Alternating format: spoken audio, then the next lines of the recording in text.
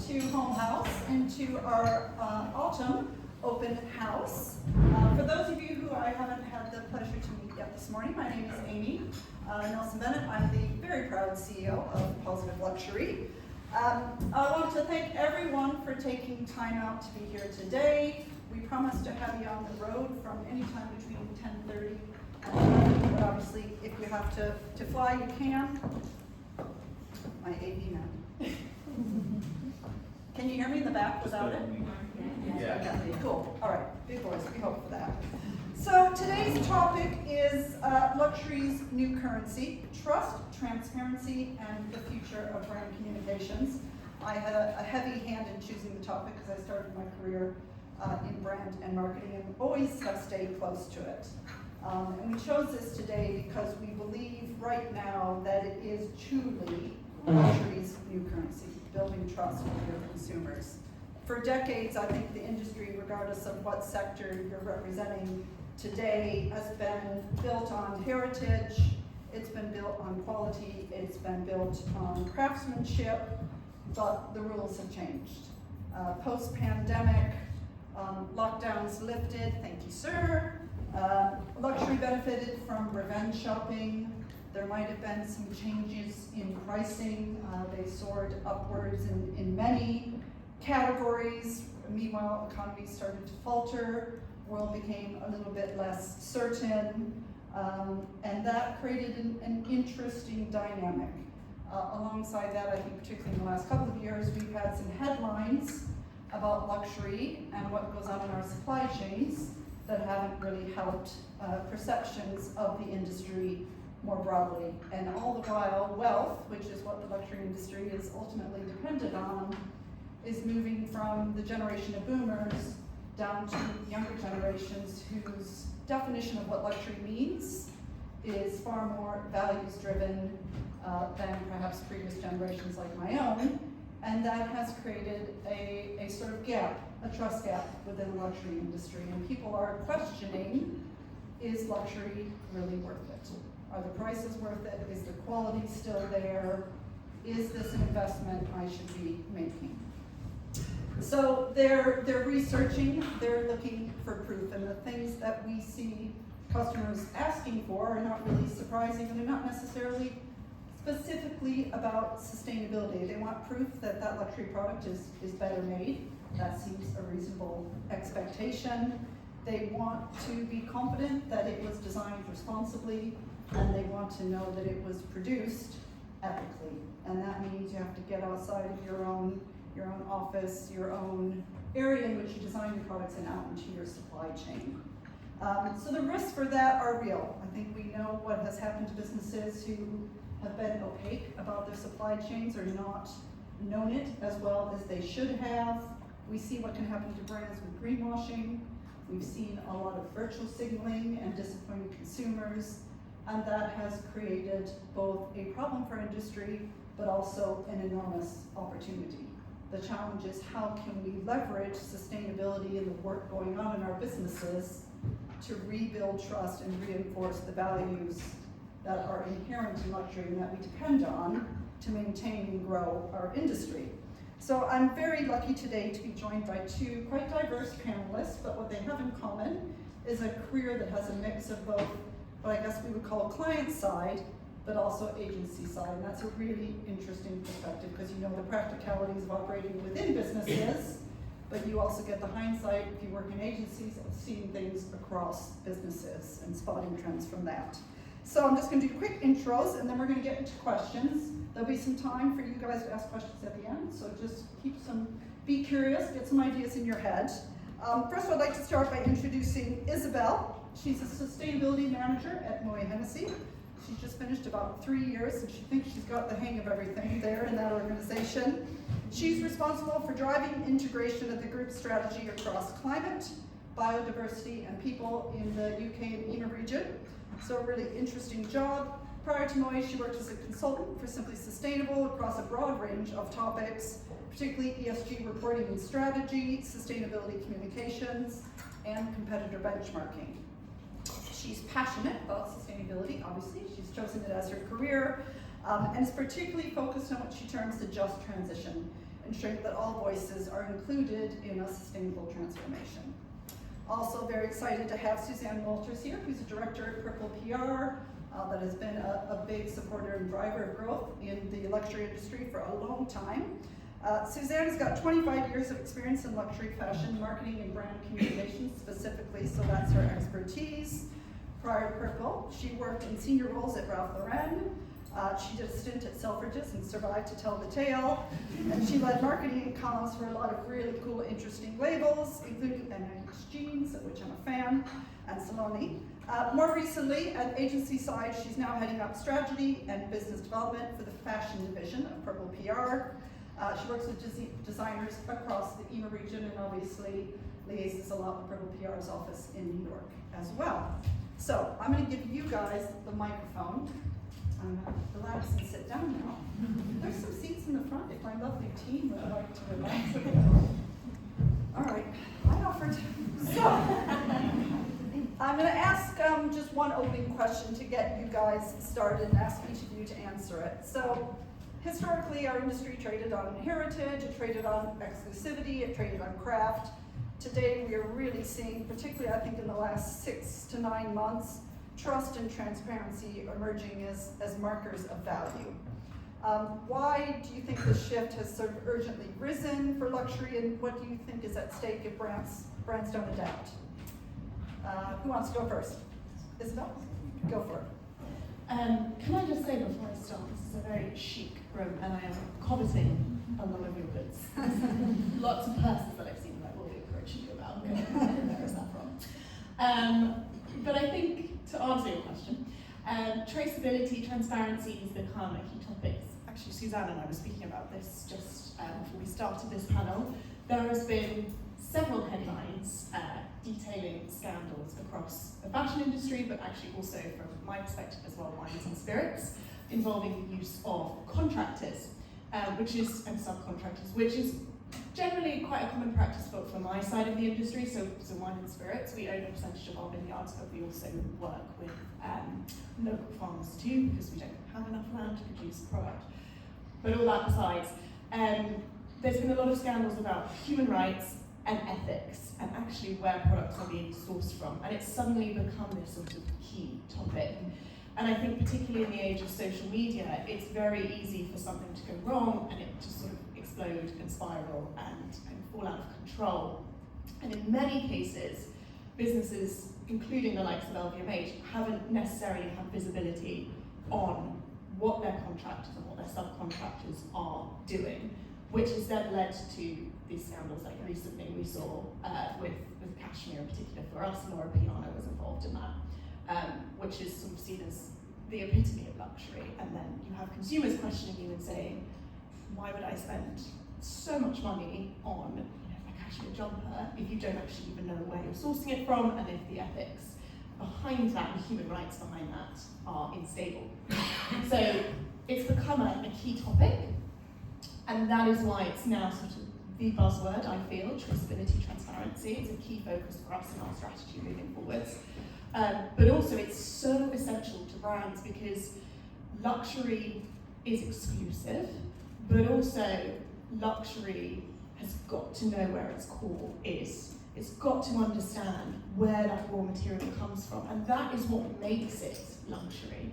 It's actually knowing that your supply chain is so small and you rely on such a specific high quality product that we have to be able to understand every single step of that process before it even reaches the end consumer, before it's even made into a product. And that is where we need to begin talking about where the exclusivity of that product is, where we source it from, why it's worth that cost, and then as part of that, we also have more visibility on kind of what we're doing in the first place. And for us, with wines and spirits in particular, I know less about fashion, as Suzanne's unit, definite.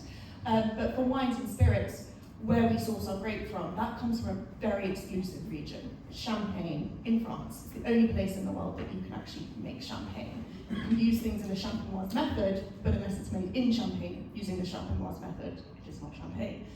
And so we have to know exactly the quality of the grape in order to build a beautiful bottle of Ruinart Blanc de Blanc that a consumer then understands that's why the price point is more significant, because we understand it from the day that it's grown. We check the grape quality.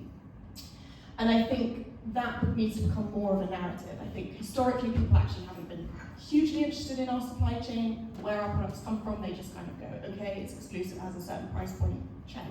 That does it for me. Whereas now we need to build in that narrative and journey, not just from a transparency point, but also actually from the point of it gives us better visibility of where we're doing, where our raw materials are coming from. First of all, it's great to be here. Thank you for having me. And one of the great things about doing these panels is being in a room full of sustainability professionals or industry people who are committed and who care about what we're talking about today. Because we are some part of a movement when we need to work harder than ever.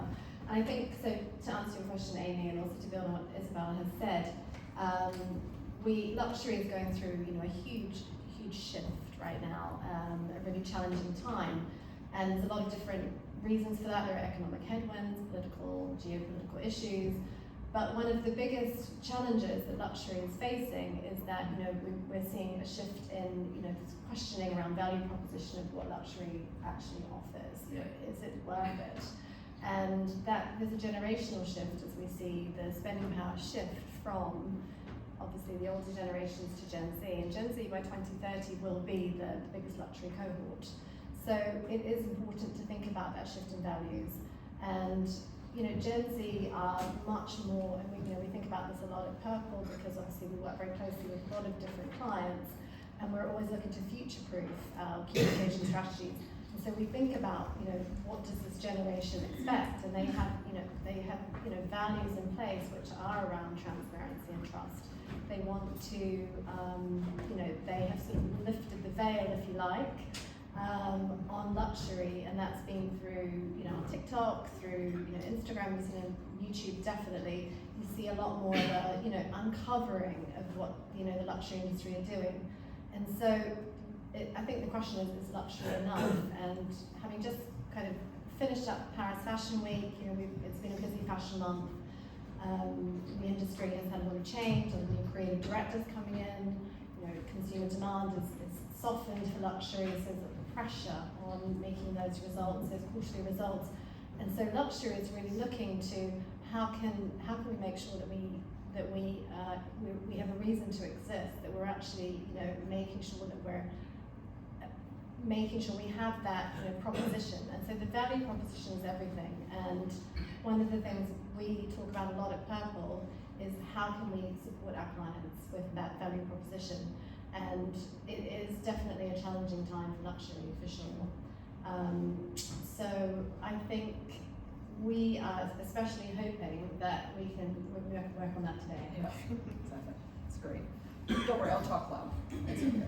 So Isobel, let's come back and talk about the specifics of the work that you're doing within LVMH, because I know traceability and transparency is a key pillar within the group's strategy. How does that actually work? How do you apply that at Maison level, and how does that sustainability strategy actually find its way to the brand and marketing people so that you're not just doing the work, but you're also talking about that work? Yeah. LVMH is a very complicated organisation, as I'm sure many people in this room will probably understand. But we have Life 360, which is our sustainability strategy. Traceability is a key part. That's actually one of the standalone pillars.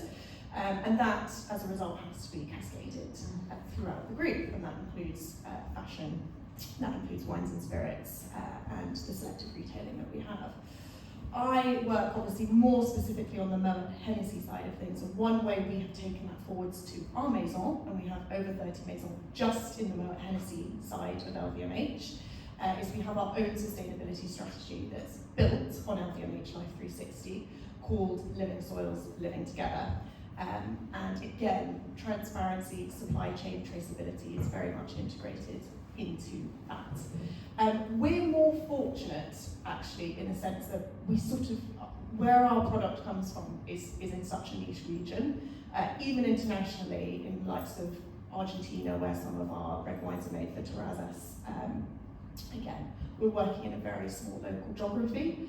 So we have less intersecting factors, because ultimately you have the grape, you have the crop, or you have the glass, and we work with Veralia across the business, one key supplier for us.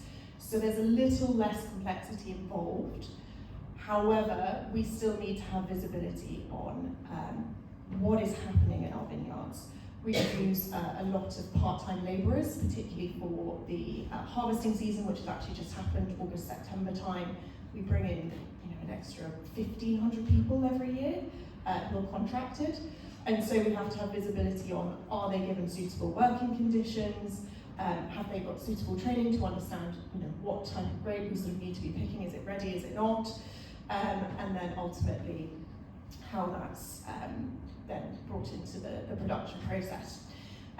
So what LVMH has done across the group is set up a customer information system, and that enables us to work with our customers, with our suppliers, from day one, from the raw material sourcing, and this is not just for wines and spirits, it can also be for exotic leather goods, for example, for fashion. It can be rare minerals, rare gems for the jewellery side of the business. So we work directly with our suppliers to understand where the product is coming from, and then the multiple steps across the supply chain. And we've now got something like 30,000 items that are traceable within that system, and we're building on that every single year. And then we're also working towards transparency to the consumer too. So having QR codes where a consumer can scan to understand where the product comes from, what that supply chain looks like, labelling our products, and then also ensuring that our retail teams in store understand the sort of depth and history of that and where it comes from. I think one thing I will say with the maison overall is, particularly from my side of the business, these are maisons that have been around for hundreds of years. So actually, it's always been integrated into what they do. It's a little bit different when we acquire a company, and we've kind of got to start from the beginning, or when we build a company from scratch. But actually, with the maison, it's an easier journey than you might foresee. We are complicated, but they have a very certain way of doing things, and that often means they have quite full visibility on how they're doing it and who they're working with. When we work with the contractor who provides grapes, we have often been working with them for decades at this point. So we do have quite a strong relationship. It's a little different for fashion, it's a little different for jewellery, but I have less of an understanding of that sector of the industry.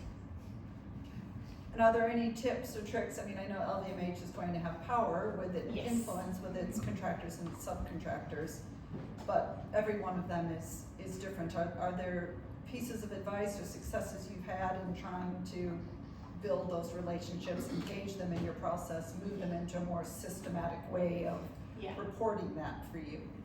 Yes, definitely. So when I joined, and the scope of my role is across EMEA and specifically the UK market as one of the biggest markets within that region, I built a supplier engagement program because I realised we really needed to spend more direct one-to-one time with our suppliers. Again, we're a very large group, so we do have influence, but we're also quite short on time because our supply chain is extensive.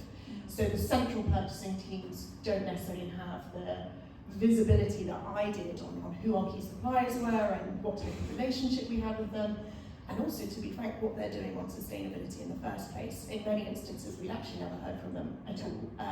Publicly listed companies is one thing, but we have small to medium-sized enterprises that can be crucial suppliers to us and form a big part of our business, but actually it's 2 to 3 people in a small company in Italy. So I built this supplier engagement program, identified our most impactful suppliers by an environmental and financial criteria, and then actually travelled to individual markets across the region to meet with them one-on-one. I'm a firm believer that face-to-face time is super important. We live in a very digital world, and that brings flexibility, which is fantastic, but I don't think you build a relationship with someone until you are sat in front of them, explaining what our sustainability strategy is from a Moet Hennessy perspective, but also building into that much bigger Life 360 LVMH strategy too, and how our suppliers are part of that journey and what we need from them to move forward. So you get much more willingness for them to make changes, whether that be going through sustainability certification, supply chain audits, Eco-design, the list of topics is sort of endless, to be honest. You have a much more positive response if you take that time to talk them through it. If you're just sending out an email or inviting them to a kind of blanket call about the topic with procurement, it's like, oh great, another thing that we have to do for you. We're already really busy, you know, we have other customers too. So I just found the response was hugely positive, and people got to meet me, ask me questions, and actually on the transparency notes, I could also say where we needed to work harder, areas where we're slightly falling behind a bit. And I think people really appreciate that candid response. So having a one-to-one relationship with suppliers is essential. It's complicated because there's so many of them, but really identifying the top ones, the ones that are most impactful for your business, starting from there, and then you can begin to cascade out over the years as well. Okay.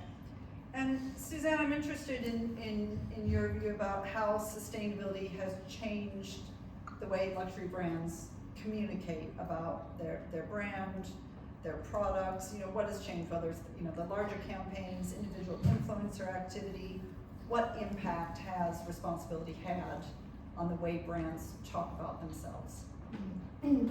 Well, I mean, over the last 10 years, there's obviously been this incredible kind of movement that's happened, and you know, sustainability actually 10, 15 years ago was really a talking point and was something that brands could communicate through top of funnel activities. It's still incredibly important, and it has shaped the way that we communicate today, but I think it's probably moved from being maybe a huge point of difference to being more of a baseline. So there's a sense now that consumers expect certain standards and certain compliance. So what we do when we work with clients is we really try to understand their business. We're obviously, you know, in an agency model, you look at risk a lot. You look at, you know, what are your key messages? You know, what criteria have you met? What are you working across? What can we talk about? And we advise them on how best to take it to market. And I think in many cases, we're now less focused maybe on those big sustainability stories, or those, you know, unless you really are a brand that has that intrinsic, you've intrinsically built it from the bottom up. So looking at a luxury brand like Stella McCartney obviously is quite different, and every season she's able to talk about her latest innovation. The season of Paris, it was feathers, which are plant-based feathers, which she used on the catwalk, and so that became something that was actually quite a big talking point and drove the news agenda.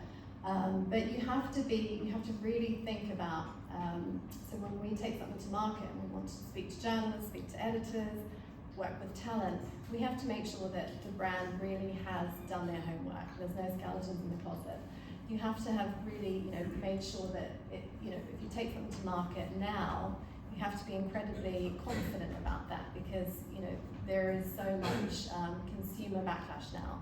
And I think it's incredible that consumers have the confidence and have the ability to use social media channels now to call out brands. And that's really what is actually driving a lot of the luxury industry now to have to be more transparent and perhaps just come down from the exclusive pedestal a little bit and be more accessible, is because, you know, obviously there's a lot of noise across YouTube, across TikTok and Instagram when something doesn't go well.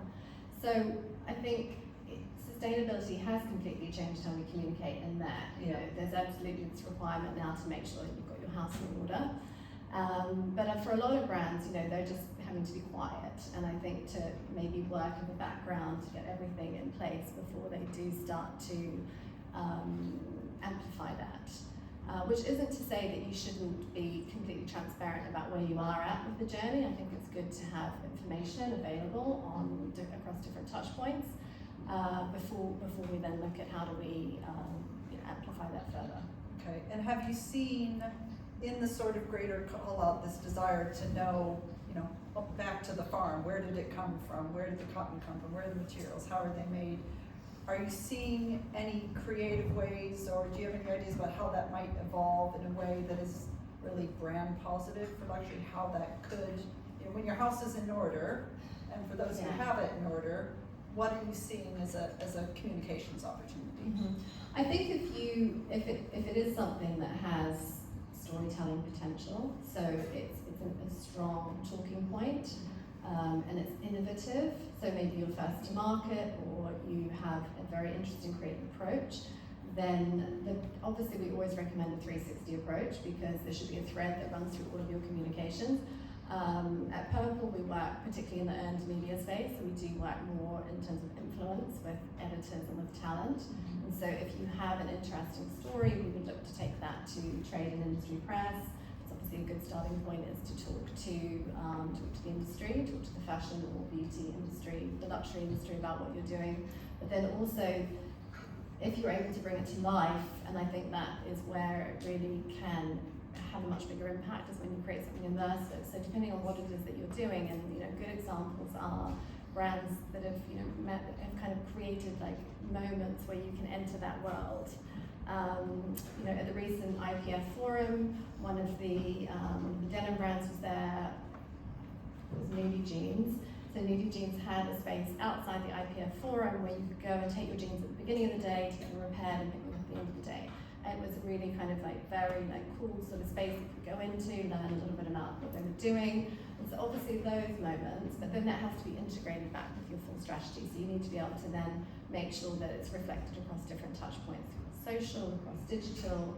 Ideally, you have talent talking about it. So everything really is connected now. But it is also just managing any risk factors. So, there's so many examples of greenwashing. I don't need to tell you about them. I have some good ones, but it is about managing risk as well and being sure that what you have is incredibly relevant because now the next generation particularly will call you out for that. Okay. And Isobel, talk to us about what challenges you've experienced in the work that you've been setting up in your time and going out meeting suppliers, but equally talk about the more positive side. What opportunities have come out of that work that maybe you didn't foresee originally when you started your project with the suppliers? In terms of challenges, one of the things I didn't see was actually how complex our supply chain is, which is perhaps naive of me. But I was really surprised that more than 50% of our supply chain is small to medium-sized companies. And we can be micro companies, sometimes it's one person on their own. So when you approach them and you say, oh, we need you to act on sustainability, we need you to act on traceability, transparency, they're like, I do not have the time for this, no resource. So you really have to meet people where they're at and break it down. It's way different for us to go to a large organisation like Verallia, who's a huge international glass company. They've got the time, they've got the resource, versus a very small scale supplier who might be producing something for a Veuve Clicquot pop-up somewhere. So I found that I would have to bring in this element of reassurance that I perhaps hadn't predicted from the start, to say, we're going to work with you on this topic, and I'm sort of your key point of contact and the person that you can come to with questions and concerns. And then also being honest about where we are and where we need to get to, and where our challenges are as a business. We are not perfect by any means, we've got a long way to go, but we are doing our best and working very hard on the topic. And so that was something I hadn't foreseen, and I really had to then adjust the kind of scope of the end goal of this supplier engagement program. I had to really draw it back and go, okay, which brands can we influence more versus others? Which customer can we say, we really need you to do this by 2026, and then I work with the procurement team to ensure that's a contractual obligation, versus the ones who I have to start and go, let's really build from the ground up. Like, do you actually know where the materials that you source for us even come from in the first place? And the answer is actually often no, so we have to start from scratch. The positives has been that actually everybody across all the markets that I've travelled to across Europe, and we're now expanding that scope into Middle East and Africa, has been really receptive. I was actually pleasantly surprised. I thought I might face some challenge, some pushback, but again, I think that in-person element, the fact that I came to them, spent time with them, was already a key indicator for our suppliers that actually we cared, we wanted to hear from them, we wanted to work with them on the topic. And everyone has showed this remarkable willingness to change, particularly when they understand that we'll work with them. We're not just imposing something. They work with a number of customers who can be very similar to us, large global organisations. And one piece of feedback I had is, you're the only person who's actually taken time to meet with us one-on-one and understand our challenges and how we can work together on this. It's very often just a supplier will get sent an email, a form, something that they have to fill out. I mean, I'm also on the other side of it because I work in the UK market, so our customers, big supermarkets are asking me questions about our sustainability credentials. So I get it. And also just building an individual roadmap for those suppliers as well. I think we'll face new challenges now when we move into the scope of Middle East and Africa. I think that's going to be a whole new ball game, and we'll cross that bridge when we come to it in 2026. One step at a time. Yeah, one step at a time.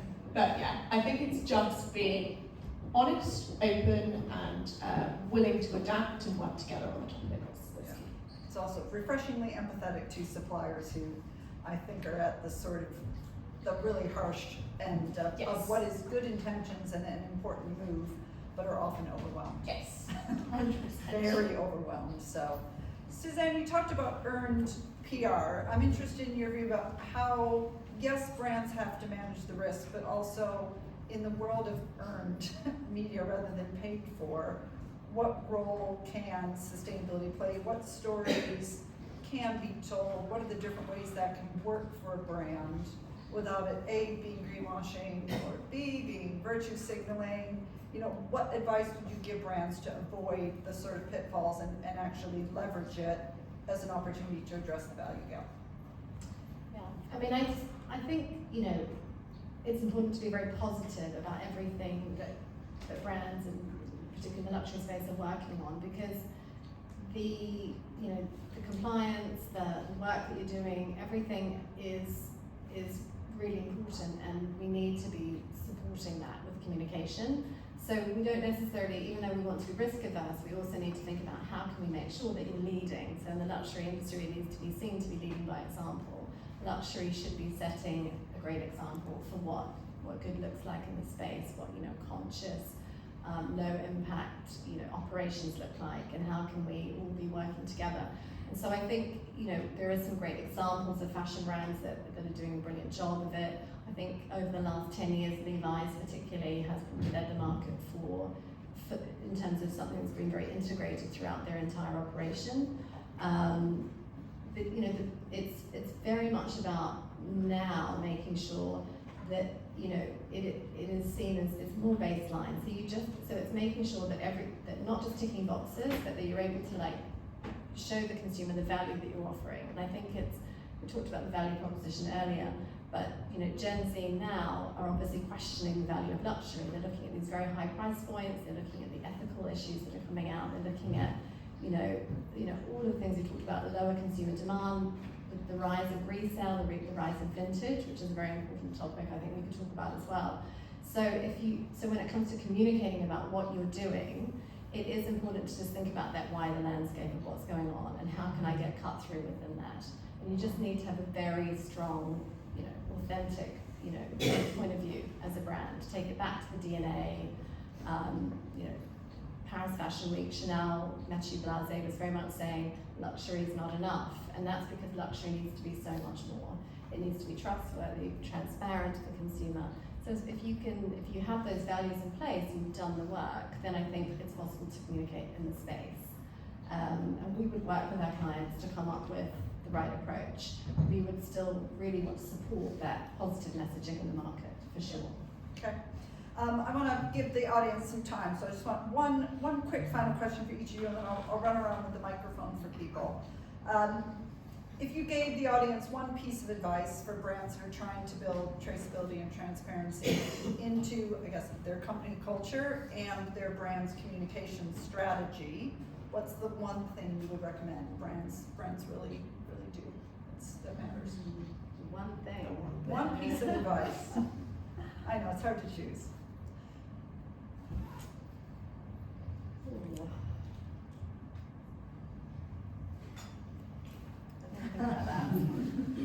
More than one thing. Yeah, I think there's hundreds. I could go on for hours. I will say, for me, it's know your supplier and know your consumer. So know the person behind the sourcing, the person who is responsible for the final product. Know the complexity of their supply chain, because there's often more behind even them. and understand the key challenges that they face that you can then address together, but also understand what your consumer is going to expect from your brand, and that can shift and change quite suddenly. And really just as part of that, be prepared to answer those questions. So that, to me, there is no traceability, there is no transparency without understanding your supply chain, even if it's complex. You know, you've got to get to grips with it. So yes, that's my one piece of advice. So I think my answer to the question is probably more that absolutely transparency is key. Consumers expect to know what is going on. They've lifted the lid, they've seen behind the veil, and I think now you have to be very transparent across all of your consumer touch points. But also, the product still has to be very, very strong. And there's a say-do gap. Consumers say that they want to shop and to consume more responsibly, but actually when it comes down to it, often that isn't the case. That's what we're seeing. So as if you're producing a consumer durable, if you're producing a luxury good, you really have to think about making sure the product is incredibly strong. Craft, quality, everything is there. And then your sustainability credentials, the compliance has to be there almost like as a baseline now, because the next generation won't accept anything less. And the true luxury now is that transparency and is hopefully lowering your impact and being better. Who's got questions for our lovely panelists? Good. Smiling people in the front. Hi. Your say-do gap actually just then really resonated with us. So we're a UK manufacturer for luxury fashion, and I think what we're seeing is when we, during our latest board meeting, actually looked at all of our strengths and weaknesses, and we kind of at first had price on one of our weaknesses, but everything we do over here down to regulation compliance, everything like that, that everyone is saying, and the brands are saying they want, the do bit is actually the price bit. We took it off in the end because actually if we remove any of this, it's going to compromise what we do. So the question really is do you think that there needs to be a bit of a education point, maybe in some of the larger brands, between the sustainability team, talking about transparency in supply chain, but then gone to the finance and commercials team as to what that actually looks like, because it does come with a price point. Views? Well, I mean, I think every department has to report into the CFO at the end of the day with their results and their metrics. And in fact, it's really no different whether you're the sustainability department or you're the marketing department or you're sourcing.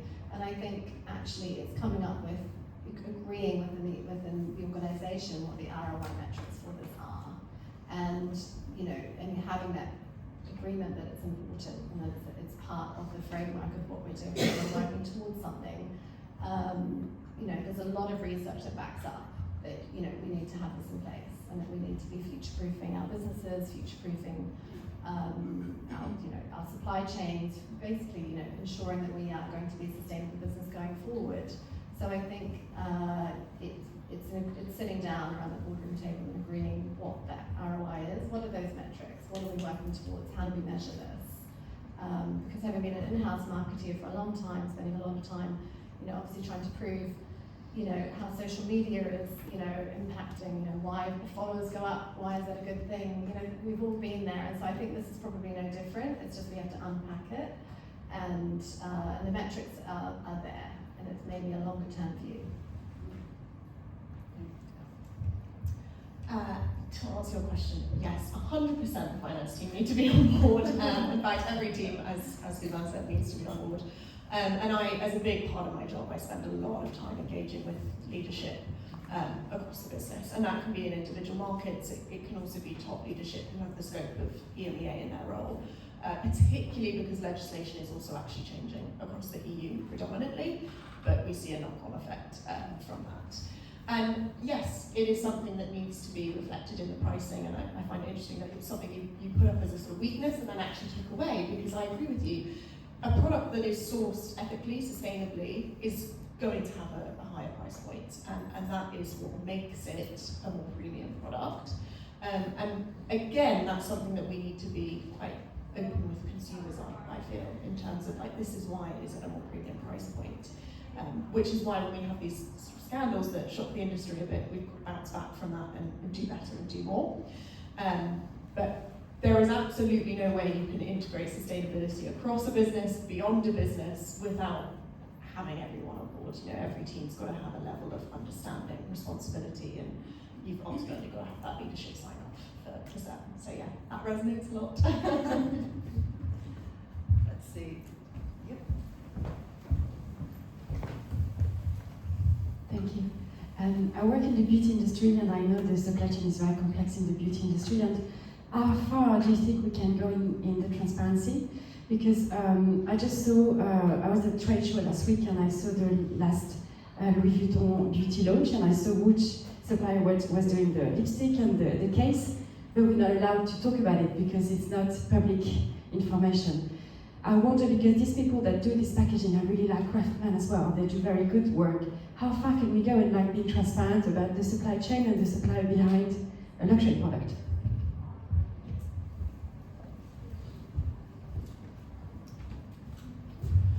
So my understanding of the beauty side of LVMH is admittedly more limited. I'm pretty much focused in wines and spirits.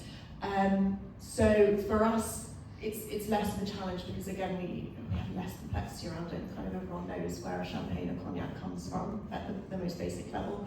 But yes, as a large group, there are certain things that we can't communicate on. Part of that is, as Suzanne touched upon earlier, businesses stay quite quiet a lot of the time because the fear of greenwashing is so strong, and there's now this new term that we speak about a lot called green hushing, which is when companies are choosing not to speak on something because they're so fearful of backlash, and I think we need to address that and overcome it. Sometimes when it comes to new product launches though, that sort of secrecy is also to protect the product itself. It's to avoid that sort of copycat dupe, I should say actually. So I can imagine, knowing LVMH Group, it's more of a protected process to protect the integrity of that brand and also to protect sort of the work that has gone into that product itself. But I would have to do some more research on the beauty side of our business, to be entirely honest with you, to know more about that in scope. But I can say for certain it's probably more the fear of, not fear, that's not the right way of saying it, but it's probably more an unease with communicating with our consumers, the fear of how that can spiral, especially because there's been quite a lot of negative press recently. And we are, again, working as a group to move forwards with that. We're working very closely with our maison on kind of how we can improve that moving forwards and where we need to have that visibility. But it is a lot easier for us, for wines and spirits, because we just have such a close relationship with our supply chain. So. Any other, oh, yeah, I see a hand, cool.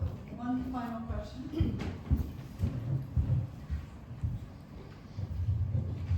Hi, thanks so much for this, really interesting. Just picking up on what you were saying, talking about supply chains. So I'm launching an ethical luxury department store in the digital space, and we work very, very much on transparency as the new luxury. And one of the issues that a lot of our suppliers talk about is actually talking about their supply chain, because of course there's competition for these supply chains.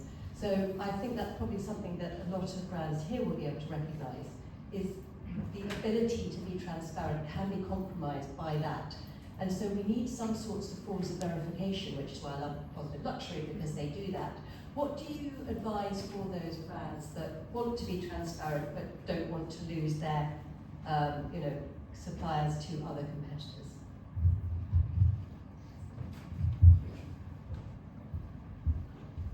Views?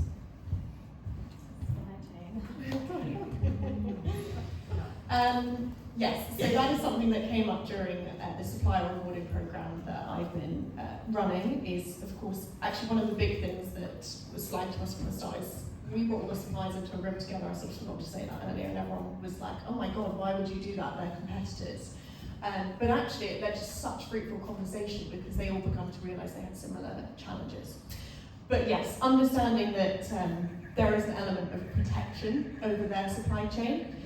It's less, so one thing that we focus on as a business is sustainability certification. We work closely with EcoVadis, which is a sustainability assessment tool. It looks at the scope of the business, so that would be the supplier, but also looks at their supply chain. But it's an audit that's done so we cannot see necessarily the sort of paper trail as such, but we do see the outcomes of the assessment itself. So probably quite similar to actually what you do as Positive Luxury. And we get pointers, and the idea with EcoVadis is that it's continuous improvement. We do our own assessment as well, I should say, as MH Group.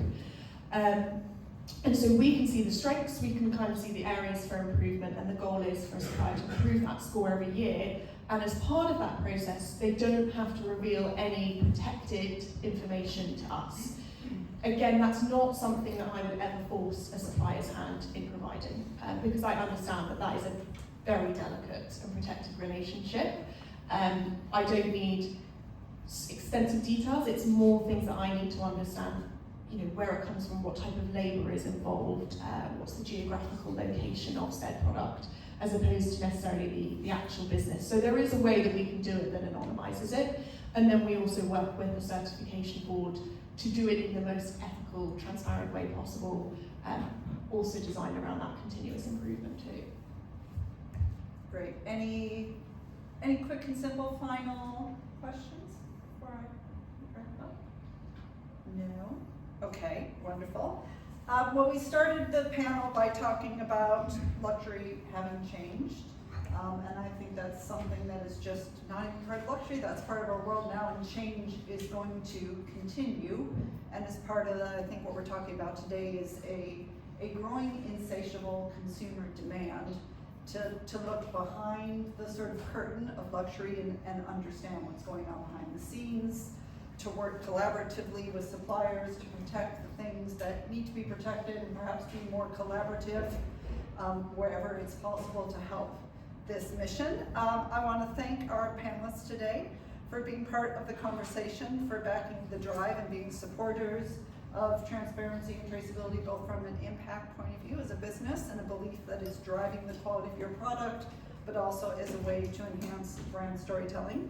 So thank you very much for that. Thank you to everyone for taking time out of your day and being here and being part of the conversation. Collaboration is really, really critical part of moving forward in all these different areas, and the relationship between brands and suppliers, between the partners we work with, help us communicate that. You can see that in action here today. It's why we have things like our digital butterfly passport to make communications easy for our brands, because we know that's difficult. It's hard to know that you're saying the right thing. It's why we launched our Good Supplier program to help brands find what they're all asking us for, which is how do we know if a supplier is truly responsible? How do we understand their claims? How can we find them?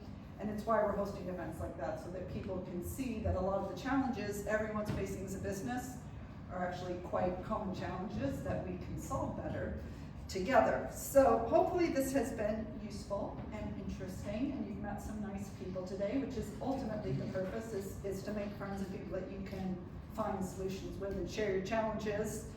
There's still coffee and things outside, so grab a coffee if you would like it.